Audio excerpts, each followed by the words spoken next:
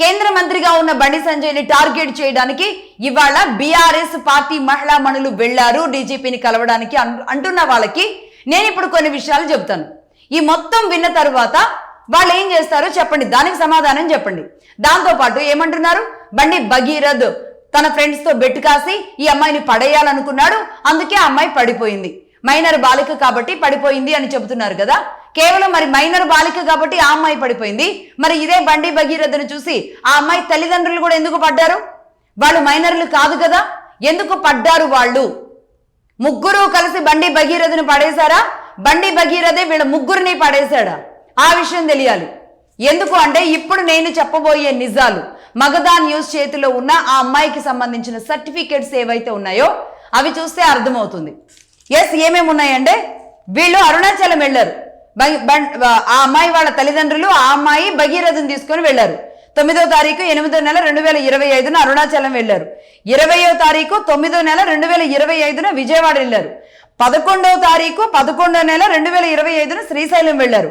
30వ తారీఖు 12వ నెల 2025 తిరుపతి వెళ్ళారు. ఈ విధంగా దాదాపుగా 8వ నెల నుంచి మొదలు పెడితే అన్ని తీర్థయాత్రలు కంప్లీట్ చేయించారనమాట. మొత్తానికి ఈ బండి భగీరథతో దగ్గరుండి వీళ్ళ ముగ్గురు అన్ని తీర్థయాత్రలు కంప్లీట్ చేపించారు.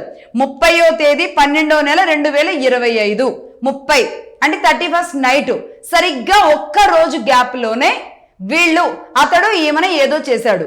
ఏం చేశాడు? అఘాయిత్యం చేశాడు, బలవంతంగా తీసుకువెళ్ళాడు అని చెప్తున్నారు. అంటే 30వ తేదీ 12వ నెల 2025 తిరుపతికి వెళ్ళి మళ్ళీ అదే రోజు వచ్చి ఆ నెక్స్ట్ డేనే బలవంతంగా ఈ అమ్మాయిని కారులో ఎక్కించుకుని 31st నైట్ కాబట్టి తీసుకువెళ్ళి మద్యం పోసి ఆ అమ్మాయిని లైంగికంగా వేధించాడు. అదేవిధంగా ఎన్నిసార్లు వేధించాడని ఆ అమ్మాయి ఎఫ్ఐఆర్ లో పెట్టింది? 3 సార్లు ఆమె మీద అత్యాచారం చేశాడు అని చెబుతుంది. 3 సార్లు అత్యాచారం చేస్తే సరే, 1వసారి బలవంతంగా తీసుకువెళ్ళాడు, 2, 3 సార్లు ఎలా వెళ్ళింది ఆ అమ్మాయి? ఎలా అవకాశం ఇచ్చింది? ఇది అర్థం అవ్వాలా లేదా? రైట్. అలాగే ఏదైతే 30వ తారీఖు తిరుపతికి వెళ్ళిన ఫొటోస్ ఉన్నాయి, అలాగే 31వ తారీఖు వీళ్ళిద్దరూ ఫామ్ హౌస్కి వెళ్ళినప్పుడు ఆ వీడియో కూడా పక్కన డిస్ప్లే అవుద్ది చూడండి. వాళ్ళిద్దరూ ఆ 31st నైట్ వెళ్ళినప్పుడు అక్కడ సీసీ ఫుటేజ్ తీసుకోవడం జరిగింది. అక్కడిది ఆ ఫామ్ హౌస్ ఏదైతే ఉందో, వీళ్ళు మొయినాబాద్ ఫామ్ హౌస్ ఏదైతే చెప్తున్నారో అక్కడ ఫామ్ హౌస్ లో వీళ్ళిద్దరూ కలిసి కారులో దిగారు. నిజానికి ఆ కారు వెనక్గా వెళ్ళి అక్కడ పార్క్ చేస్తుంటే లెఫ్ట్ సైడ్ నుంచి భగీరథ్ దిగి వస్తాడు.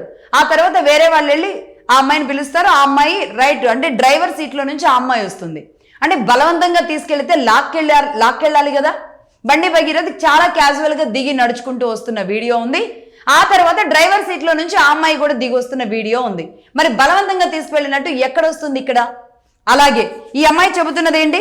నాకు అసలు మందు అలవాటు లేదు, మందు నాకు బలవంతంగా తాగించారు అని చెబుతుంది.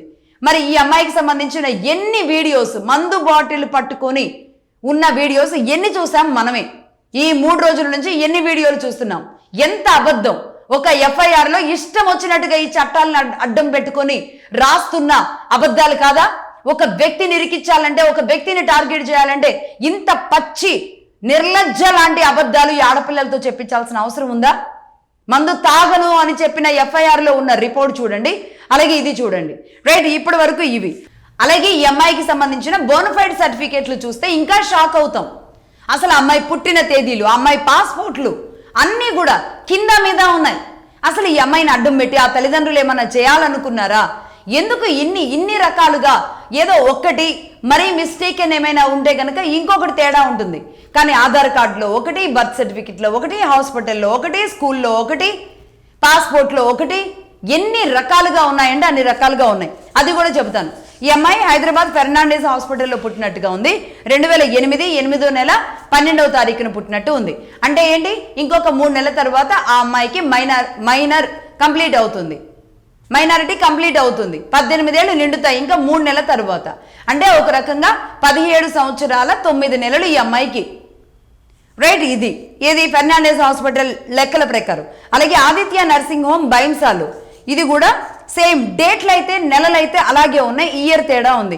12వ తారీఖు 8వ నెల 2010లో పుట్టినట్టు ఉంది. 2010లో అంటే ఇప్పటికి 16 సంవత్సరాలు అన్నట్టు ఆ అమ్మాయికి. అలాగే నిర్మల్ హై స్కూల్లో ఇక్కడ బోనఫైడ్ సర్టిఫికేట్ తీసుకుంటే ఇది కూడా 12వ తారీఖు 8వ నెల 2009లో పుట్టినట్టు ఉంది. అంటే 2008లో ఒకసారి, 9లో ఒకసారి, 10లో ఒకసారి 3 సార్లు 3 రకాలుగా పుట్టినట్టుగా ఉంది. రైట్. ఇక పాస్పోర్ట్ చూద్దాం. పాస్పోర్ట్ విషయంలో కూడా ఎలా తెలిసింది అంటే ఈ అమ్మాయి 2021లో ఒక యాక్సిడెంట్ చేయడం జరిగింది. ఆ డేటా కూడా ఉంటుంది చూడండి. ఆ ఫైల్, ఆ ఎఫ్ఐఆర్ కంప్లైంట్ కూడా ఉంటుంది చూడండి. 2021లో ఈ అమ్మాయి యాక్సిడెంట్ చేస్తే ఆ యాక్సిడెంట్ అప్పుడు వీళ్ళు ఆ అమ్మాయి ఏజ్ అంటే ఆ అమ్మాయి 9th క్లాస్ 15 సంవత్సరాలు అని ఆ ఎఫ్ఐఆర్లో రాస్తుంది. అలాగే ఆ అమ్మాయి తరపున వాళ్ళ నాన్న డ్రైవ్ చేస్తున్నట్టుగా చూపించి 2000 రూపాయలు ఫైన్ కట్టి వచ్చారు. అయితే ఈ అమ్మాయి చేసిన యాక్సిడెంట్ ఎవరినో తెలుసా? ఒక కానిస్టేబుల్ని, ఒక ముస్లిం కానిస్టేబుల్ని యాక్సిడెంట్ చేసిన సందర్భంలో అతడు కేసు ఫైల్ చేస్తే దాని మీద ఒక ఫైన్ కట్టి వీళ్ళు బయటకు వచ్చారు. అప్పుడు ఆ అమ్మాయి డేట్ ఆఫ్ బర్త్, బట్ పేర్లు చూపించకూడదు కాబట్టి ఇక్కడెక్కడ పేర్లు చూపించాం. ఇంకా పేర్ల విషయానికి వస్తే సరిగ్గా ఇప్పటికి 3 పేర్లు తేలుతున్నాయి. ఎక్కడ కూడా క్లియర్ కట్గా ఒక పేరు అనేది ఫుల్ ఫామ్లో లేదు. ఎక్కడా కూడా ఒక చోట ఒక రకంగా, ఇంకో చోట ఇంకో రకంగా ఉంది. ఆ పేరు మేము చెప్పకూడదు కాబట్టి చెప్పను. అలాగే పేపర్స్లో కూడా ఆ పేరు కనబడదు. అందులో ఆ అమ్మాయి 9వ తరగతి చదువుతుంది అని, అలాగే 2021కి తనకి 15 ఏళ్ళు అని చెప్పారు. 2021కి 15 ఏళ్ళు అంటే 2026కి ఎన్నేళ్ళు అవుతాయి? 21 ఏళ్ళు అవుతుంది. పోనీ తను 14 ఏళ్ళు అప్పుడే అయినా సరే అబద్ధం చెప్పారు అనుకుంటే కనీసం 20 ఏళ్ళు అవుతాయి. ఇంతకీ అమ్మాయి మేజరా మైనరా? ఇదే డౌట్ వస్తుంది. డే 1 నుంచి నేను మాట్లాడుతున్నది కూడా అదే. ఈ అమ్మాయి అసలు మేజరా మైనరా? ఈ అమ్మాయి చదువు ఏంటి, చదువు సంధ్యలు ఏంటి, ఏం చదివింది అసలు? ఇలాంటికి సంబంధించిన అనేక విషయాలు నేను డే 1 నుంచి ఇదే మాట్లాడుతున్నాం. అలాగే సీసీటీవీ ఫుటేజ్ ఉంది వీళ్ళు మొయినాబాద్ ఫామ్ హౌస్కి వెళ్ళినట్టు. అలాగే లబలా రఘు అని ఒక బార్, జూబ్లీ హిల్స్ లో ఉన్న ఒక బార్ ఏదైతే ఉందో ఆ బార్లోకి ఈ అమ్మాయి వెళ్ళిన వీడియో, వచ్చిన వీడియో. మరి ఈ అమ్మాయి మైనరే అయితే గనక మైనర్ని ఇదే బార్ పబ్స్కి అలౌ చేస్తున్నారా హైదరాబాద్లో? అయితే ఇది ఖచ్చితంగా ఇంకో ఇష్యూ అవుతుంది.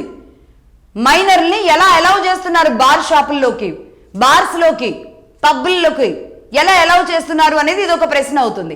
ఇలా ఈ అమ్మాయికి సంబంధించి వీళ్ళు అరుణాచలం వెళ్ళింది, విజయవాడ వెళ్ళింది, శ్రీశైలం వెళ్ళింది, తిరుపతి వెళ్ళింది, మొయినాబాద్ ఫామ్ హౌస్ కి కారులో ఈఎంఐ అంతటికి ఈఎంఐ వెళ్ళింది. అలాగే మందు తాగుతూ ఉన్నది, సిగరెట్లకు సంబంధించిన ఈ సిగరెట్లను పెట్టుకొని వీడియోలు చేస్తున్నది, ఆ పొట్టి బట్టలు వేసుకున్నది. అలాగే ప్రేమగా ఆ అబ్బాయికి వాళ్ళ ఇంట్లోనే ఆ అమ్మాయి గోరుముద్దలు తినిపిస్తున్న వీడియోలు, ఇన్ని రకాల వీడియోలు వచ్చాయి. కానీ ఈ అమ్మాయికి సంబంధించి కొన్ని విషయాలు తెలిసిన తర్వాత ఈ అబ్బాయి దాని నుంచి బయటకు వచ్చాడు. అంటే ప్రేమలో ఉన్నాడు, పెళ్లి చేసుకుందాం అనుకున్నారు.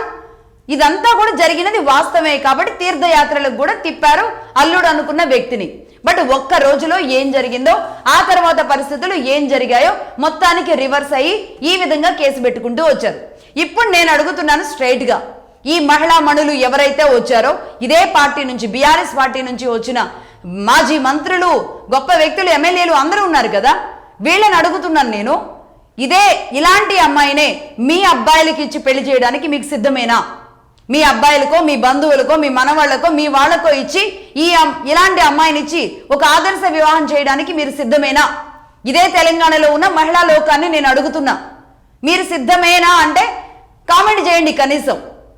ఈ అమ్మాయి విషయంలో పొలోమని వచ్చేసి ఫైట్ చేస్తున్న వీర నారులు, మహిళా మణులు ఎవరైతే ఉన్నారో ఇలాంటి అమ్మాయిని చేసుకోవడానికి మీ కుటుంబాల్లో ఉన్న అబ్బాయిల్ని సిద్ధం చేస్తారా మీరు? ఈ ఫొటోస్, ఈ వీడియోస్ అన్నీ చూపించండి.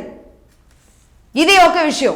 ఇక నెంబర్ 2, ఇక పొలిటికల్గా మాట్లాడదాం. పొలిటికల్గా కవిత గారు ఏం మాట్లాడారు? కవిత గారు చాలా ఏ మాటకు ఆ మాట చాలా మెచ్యూర్డ్గా మాట్లాడారు. ఇది పర్సనల్గా నాకు నచ్చలేదు. ఇది ఎవరు చేయించారో ఎవరిదో వేరే విషయం. అలాగే ప్రధానమంత్రి దగ్గర నుంచి మీరు నియోజకవర్గాలకి, రాష్ట్రానికి ఏమైనా తెచ్చేది ఉంటే మాట్లాడుకోండి. పర్సనల్ విషయాలు మాట్లాడడం పర్సనల్గా నాకు నచ్చలేదు అని చాలా గౌరవంగా, చాలా గంభీరంగా చెప్పారు. ఏ మాటకు ఆ మాట కవిత గారు. మరి మిగతా బీఆర్ఎస్ లో ఉన్న మహిళలు ఎందుకు ఈ రోజు స్టేషన్లకు వెళ్ళి డీజీపీకి లెటర్ ఎందుకు ఇవ్వాల్సి వచ్చిందో తెలుసా? అది కూడా నేనే చెప్తాను. ముఖ్యంగా పార్టీ హైకమాండ్ నుంచి వస్తున్న ప్రెజర్స్ ఏవైతే ఉన్నాయో దానితో తప్పక ఈ రోజు మహిళలు రోడ్డు మీదకి రావాల్సి వస్తుంది. మొన్న కూడా ప్లకార్డులు పట్టుకొని అందుకే రావాల్సి వచ్చింది ప్రధాని మోదీ సభ దగ్గరికి. ఇది నిలబడే కేసు కాదు. ఈ అమ్మాయి విషయంలో తప్పుంది. ఈ అమ్మాయిని పట్టుకుని వేలాడుతూ మనం రాజకీయంగా బండి సంజయ్ని ఏదన్నా చేద్దామనుకుంటే అది తిప్పి మనకే కొడుతుంది అని చెప్పినా చెవికెక్కించుకునే వాళ్ళు లేరు ఇప్పుడు ప్రస్తుతానికి బీఆర్ఎస్ పార్టీలో. అలాగే బండి సంజయ్ని కొట్టడానికి ఇటు నుంచి కూడా సపోర్ట్ చేస్తున్న వాళ్ళు ఎవరైతే ఉన్నారో వీళ్ళకి వాళ్ళకి అర్థం అవ్వాల్సిన విషయం ఏంటి అంటే, నిజానికి సొంత పార్టీలో ఉన్న బీఆర్ఎస్ పార్టీలో ఉన్న కొంతమందితో నేను మాట్లాడడం జరిగింది. వాళ్ళందరూ ఏకధాటిగా వాళ్ళందరూ వ్యతిరేకిస్తున్నారు ఈ విషయాన్ని. ఇది తప్పు. పర్సనల్గా పిల్లల్ని తీసుకురావడం అనేది తప్పు. ఒకటి. రెండవది, వాళ్ళిద్దరూ కలిసి తిరిగిన తర్వాత కూడా వాళ్ళ మీద ఇలాంటి కేసు పెట్టించడం తప్పు. రేపు మా పిల్లలకు జరిగినా మాకు అలాగే అనిపిస్తుంది అనేది అనేక మంది చెప్పారు. ఇదే బీఆర్ఎస్ పార్టీకి సంబంధించిన కీలకమైన వ్యక్తులతోనే నేను మాట్లాడడం జరిగింది. వాళ్ళు చెప్పిన విషయాలే ఇవి. ఇక ఇంతకంటే దారుణం, ఇంతకంటే పొలిటికల్గా ఇది ఎవరిని టార్గెట్ చేయడానికి తీసుకొచ్చింది? కేవలం బండి సంజయ్ని టార్గెట్ చేయడానికేగా.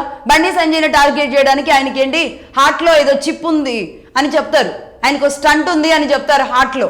అలాంటి హార్ట్లో స్టంట్ ఉన్న వ్యక్తిని కొట్టడానికి ఇలా కుటుంబాన్ని కొడితే ఆ గుండె ఆగిపోతుంది అన్నట్టు కాదా? మరి ఇది ఆ గుండె ఆపడానికి కొట్టిన కొట్టుడు వాళ్ళ కుటుంబాన్ని కొట్టినట్టు కాదా? ధైర్యం ఉంటే డైరెక్ట్గా వెళ్ళి కొట్టండి, డైరెక్ట్గా తిరగబడండి, రాజకీయంగా ఫైట్ చేయండి. అంతేగాని ఈరోజు అసలు నిలబడని పేలవమైన ఒక కేసును పట్టుకొని వేలాడుతూ రాష్ట్రం మొత్తాన్ని అందులో చుడుతూ ఈరోజు ఏదో చేద్దాం అనుకుంటే ఇది ఖచ్చితంగా బూమరాంగే అవుతుంది.